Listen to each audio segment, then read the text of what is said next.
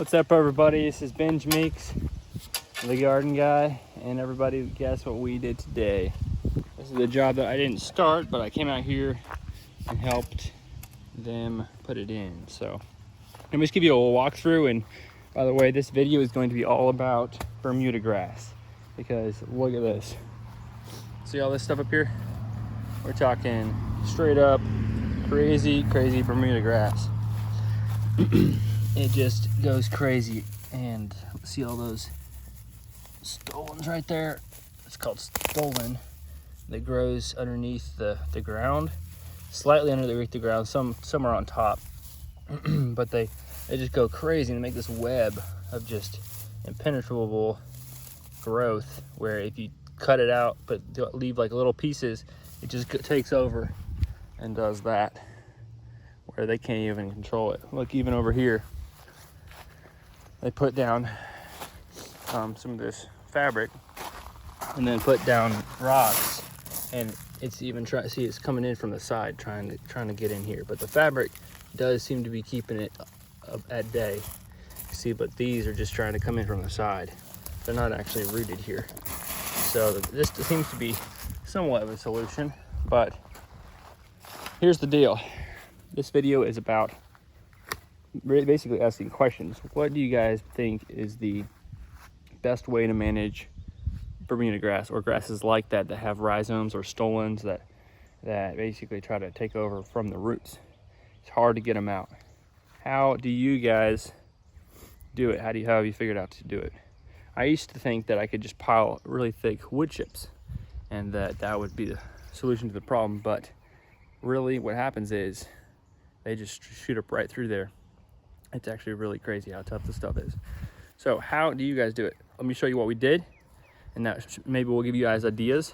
But then from there, I would love for the comments in this video to just be everybody giving their opinions and their ideas of how to do this. So they already had these two beds done, and it's real simple. Basically, they just put landscape fabric down and had the center block, and then we put in mushroom compost in these two. Now over here, I got some of my decomposed wood chips and worm compost as the base, and then we topped it off with mushroom compost. So it's pretty good stuff. Now they're going to continue pea gravel throughout, and we overlapped it about 1.5 feet. Each of the rolls looks like 4-foot rolls, and we made sure that as we overlapped it, you know, if there's any tilt on the ground, everything's tilting this way. If there's any tilt, you want the top one to be overlapping the bottom one. Otherwise, debris is more likely to slide in. If it was open this way, it'll go in that way. So keep that a good overlap. I think the next one starts. That one's a little short actually, but most of them are at least 1 foot.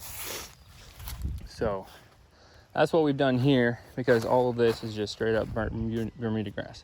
Now over there, they're doing big pots with blueberries. Now, what I suggested for them is that the best way I've found this is my opinion, this is the best way I've found. Best way I've found to control Bermuda grass is to essentially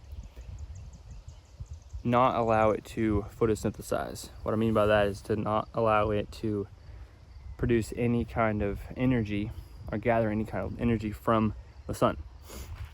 Essentially smother it out. Now with mulch, thick mulch, it pushes through. So that's a no-go. Sometimes you can do it super thick, like maybe 2 feet, and maybe it'll control it, but I wouldn't even do that because those things just push straight through.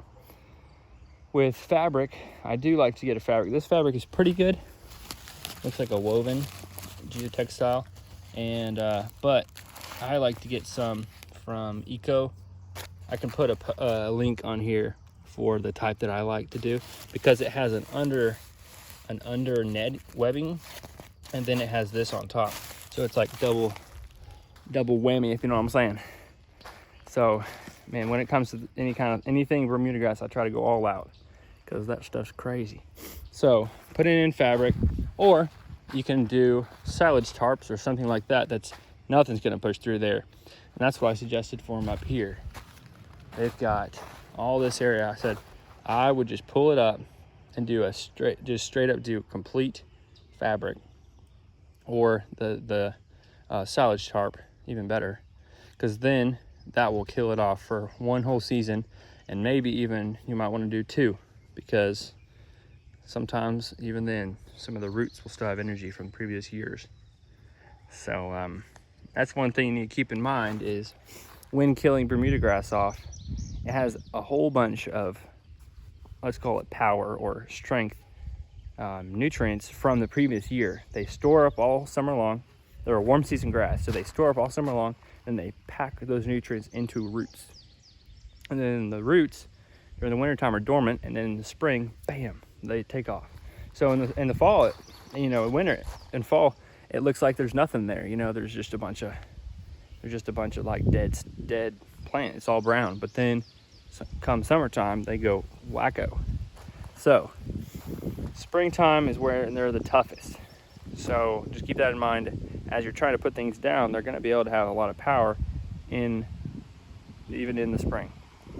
Now, if you kill them if you cover it up in the fall, that may, I'm trying to think of what would be best. What do you guys think would be best? Because if you cover up in the fall, they've already gathered nutrients from the summer. So probably spring is the best time, but you guys let me know what you think. I'm not coming in here as the expert on Bermuda grass. I've seen things work and seen things not work, but I'm really curious what you guys are thinking. So ideally, when you make raised beds, you want them to have an open bottom so that the plants can send their roots down into the ground, and then so that they can also the worms and the bacteria, fungi, protozoa, they can basically go up and down, and you might have, and you'll get more minerals from the native soil, and then eventually you get like this nice mixture. But currently how it is, we can't have that because underneath is just the fabric. So I told them I do believe this is the best option they had available, is put the fabric down, because right underneath this is just a bunch of Bermuda grass. So put the fabric down and do this. Basically treat these raised beds as basically shallow pots, basically, because the bottom is, it's permeable, water will go through, but it's not going to be optimum, basically. But treat these as pots until down the road, probably 1.5 years, 2 years, come back in and they can dig this back in and slice the fabric inside the beds, and then pull that out, and then they'll have the nutrients going up and down. Hopefully that makes sense, because I think that's the optimum way, because after 1.5 years, 2 years, those roots will have run out of nutrients, and they will begin to just rot, basically, and turn into soil. So they only can last so long. That's the way that I found to do it, is our fabric, and mulch just doesn't work for this kind of grass. One thing I did notice was a few over here. There's a few that have popped up. Let me see, which is actually so crazy. I saw them earlier. Anyways, a few of them had popped up through the fabric, and I think partially that might be due to the fact that there's a big green tractor there. No, hey buddy. I think that might be because of this rock. This fabric is completely set onto the ground, which makes it easier for those. Oh, there's one. See what I'm saying? See, it's just not it's not completely foolproof if you have this kind of fabric. This is not the optimum, but it's still pretty good. It's better than the stuff you get from the box stores. Don't get that stuff, like Lowe's, Home Depot. That's not the way to go. It'll just come right through that for sure. So what I was saying is, because of this pressure here, it's easier to push through. Whereas over here, there's got some give in it. I think it might be that they're, instead of actually pushing through, it'll just like grow along it, trying to find the light. So they'll just need to make sure that the creases are all all pressed down with plants and stuff, maybe some staples. So that was just another thought. Now, they won't be able to flip these beds, as in like go in and cut out the fabric, if they do perennials. So they started doing asparagus and strawberries because those go together really well as a companion planting. But the asparagus can have roots up to 14 feet deep if they're really happy. So they may have to move those. After I talked with them, they may want to move those so they can eventually come back in and cut it out.